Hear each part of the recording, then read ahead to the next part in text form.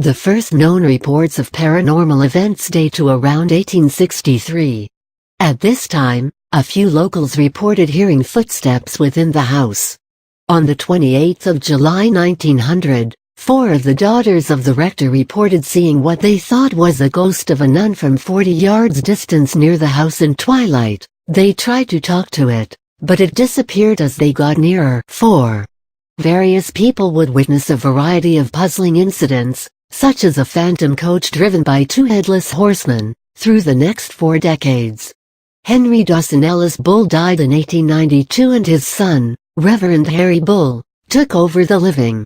In 1911, he married a younger divorcee, Ivy, and the couple moved with her daughter to nearby Borley Place until 1920 when he took over the rectory, whilst his unmarried sisters moved to Chilton Lodge a few miles away. On the 9th of June 1927, the rector, Harry Bull, died and the rectory again became vacant. In the following year, on the 2nd of October 1928, the Reverend Guy Eric Smith and his wife moved into the home. One day, soon after moving in, Mrs. Smith was cleaning out a cupboard when she came across a brown paper package, inside which was the skull of a young woman.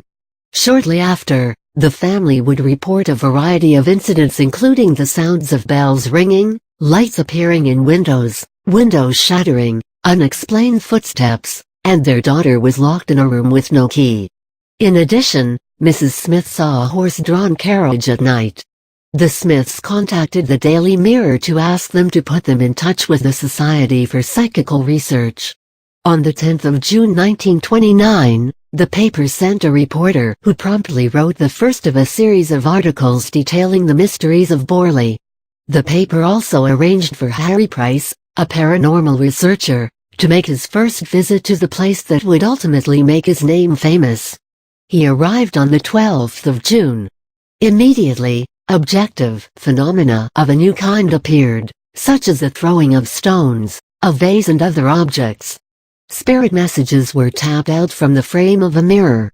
Finally driven from their home by the poor state of the house, the Smiths left Borley on the 14th of July 1929 and, after some difficulty in finding a replacement, the Reverend Lionel Foister, a first cousin of the Bulls, and his wife Marianne moved into the rectory with their adopted daughter Adelaide on the 16th of October 1930. Lionel Foister wrote an account of the various strange incidents that happened, which he sent to Harry Price. Price estimated that, between the Foisters moving in October 1930 and October 1935, some 2,000 incidents took place there, including bell ringing, stones, bottle throwing and wall writing. Lionel Foister's wife Marianne reported to her husband a whole range of poltergeist phenomena which included her being thrown from her bed. On one occasion, Adelaide was attacked by something horrible. Twice, Reverend Foister tried to conduct an exorcism, but his efforts were futile. In the middle of the first, Foister was struck in the shoulder by a fist-sized stone. Because of the publicity in the Daily Mirror, these incidents attracted much attention at the time from several psychic researchers who investigated, and were unanimous in suspecting that they were caused, consciously or unconsciously, by the rector's wife, Marianne Foister. Mrs. Foister later stated that she felt that some of the incidents were caused by her husband in collaboration with one of the psychic researchers, but other events appear to her to be genuine paranormal phenomena. The Foisters left Borley as a result of Lionel's ill health, and Harry Price, after a gap of over 5 years, renewed his interest in the house, renting the building for a year from May 1937 to May 1938.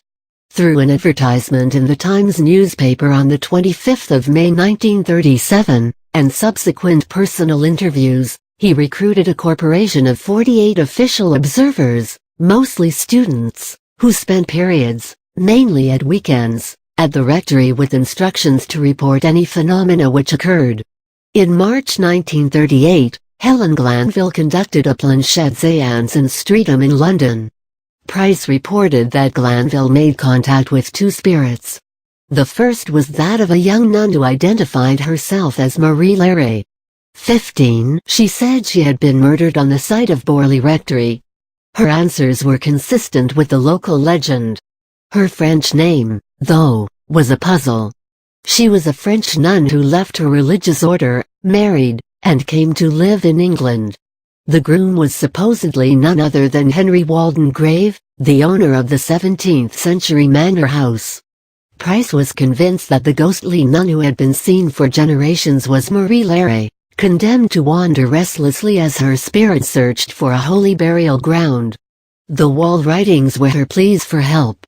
The second spirit to be contacted identified himself by the strange name of Sunexamures. He claimed that he would set fire to the rectory at 9 o'clock that night. He also said that, at that time, the bones of a murdered person would be revealed. The predictions of Sunexamures came to pass, in a way, but not that night, the 27th of March 1938. In February 1939, the new owner of the rectory reported that he was unpacking some boxes when an oil lamp in the hallway overturned. The fire quickly spread, and Borley Rectory was severely damaged. An onlooker said she saw the figure of the ghostly nun in the upstairs window. The burning of the rectory was investigated by the insurance company and determined to be an insurance fraud.